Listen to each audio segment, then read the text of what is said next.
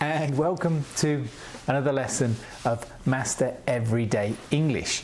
As you can see, I am dressed very smartly today for a specific reason, because in today's lesson we're going to focus on job interviews, and I'm going to give you some tips on taking a job interview in the United States, and we'll also look at a very standard conversation that you'll have in a job interview.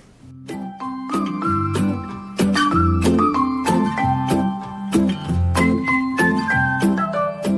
are some simple guidelines that you should follow if you're having a job interview in the United States. Firstly, you want to arrive early. Not crazy early, just 5 or 10 minutes early. It shows obviously that you can be punctual for the job, you can arrive on time, but it also shows that you're motivated and you're eager. Wear formal clothes. Formal clothes. Next, use formal language. By formal language, we just mean be polite. If you walk in and sit down, then it's polite to ask and say, "May I sit down?" Next, keep a physical distance. So when you come into your interview, you should keep a distance away from the people in the room. Also, it's probably a good idea to keep a distance, especially now because of the coronavirus. Most people expect to have a little distance between you and themselves. Now, this is really important. Know your resume. Now, your resume, of course, before the interview, you sent your resume to them, and that's got all of the information about the jobs you did in the past, about your education, a little bit about your history. So it's really important that you know your resume, because of course they might want to ask you about something, maybe a job you did or something that you did in your personal life. So make sure you can remember all of the parts of your resume. Now let's look at some of the common questions that you can expect when you go into a job interview in the United States. Tell me about yourself. If you're asked to talk about yourself, of course, they don't want to know about everything in your life. They just want to know really about your professional background. So that's what you want to focus on, your professional background. Now, after you've spoken about your professional background, of course, it's nice if you can say a little bit about your personal background, maybe your family or where you come from. But the idea of talk about yourself or tell about yourself is really to tell about your professional history. Why do you think you're the best person for this job?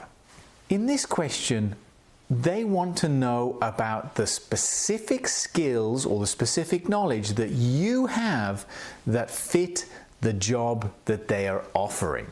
So you want to talk about any knowledge or any skills or experience that you have that will fit this kind of job. What is your greatest strength? Again, here they're asking you about your strength, how strong you are in the job. What are the things that you're very, very good at in the job? This is not really connected to your personal life, although if you can find a good example of something that is from your personal life that connects to the job, then this is a good time to speak about it. Otherwise, you're talking about the things that you're very good at in the job. What is your greatest weakness? Here again, they're asking you for something connected to the job. Now, of course, you really don't want to show that you have some terrible weakness, like you turn up late or you're sick very often. That's not what they want to hear. what they probably want to hear is some weakness that's actually a strength. Something like maybe you work too hard, or you spend too much time concentrating on your work. Of course, that could be a weakness, but in the job, obviously, that's also a strength. How do you handle stress? Now, of course, in many jobs, there are times when you have lots to do, and this can be very stressful.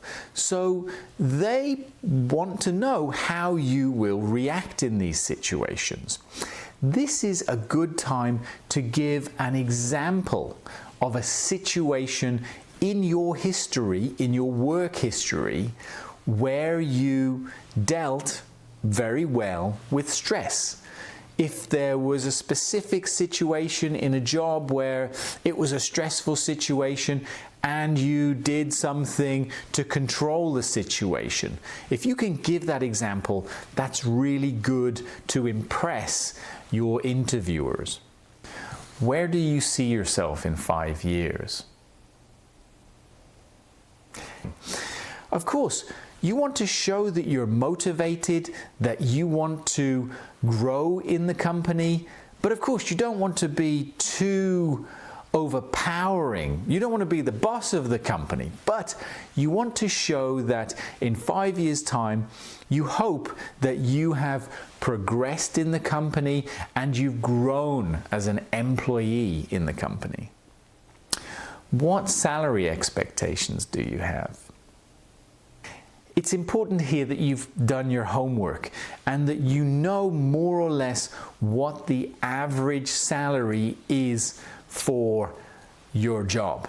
And it's also a good idea to say that you expect to be paid the average rate for the job.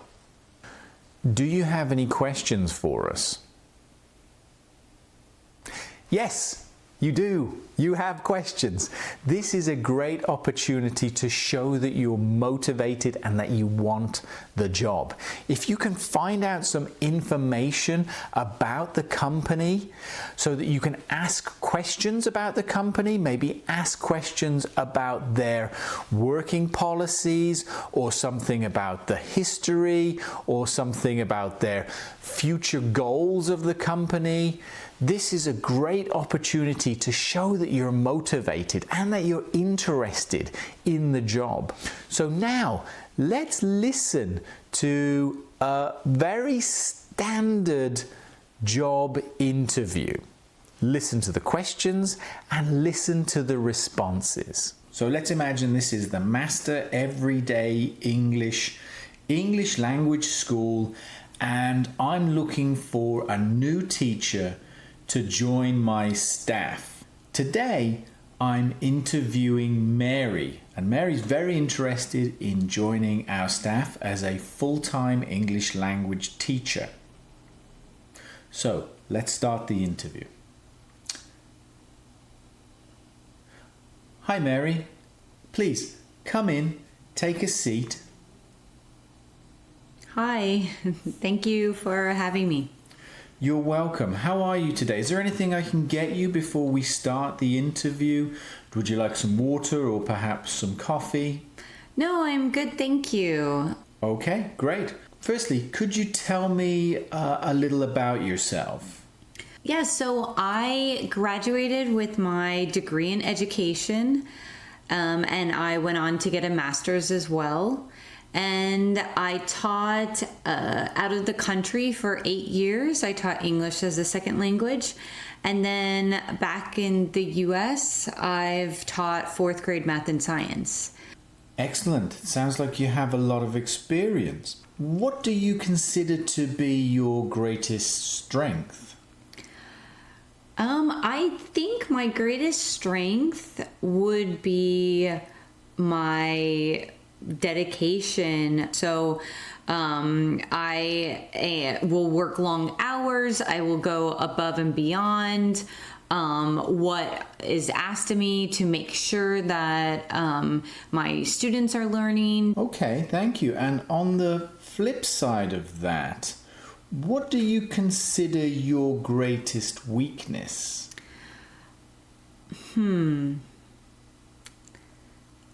Let me think about that. I have a hard time delegating tasks to other people. So I will say yes to a lot of things, and I have a hard time asking others for help or kind of delegating jobs to other people. And how do you handle stress? Yeah, so sometimes teaching can be very stressful. At work, I try to make sure I'm organized. I have a daily to-do list so I can track the things that need to be done. And I look through the whole week to make sure I know what's coming up during that week.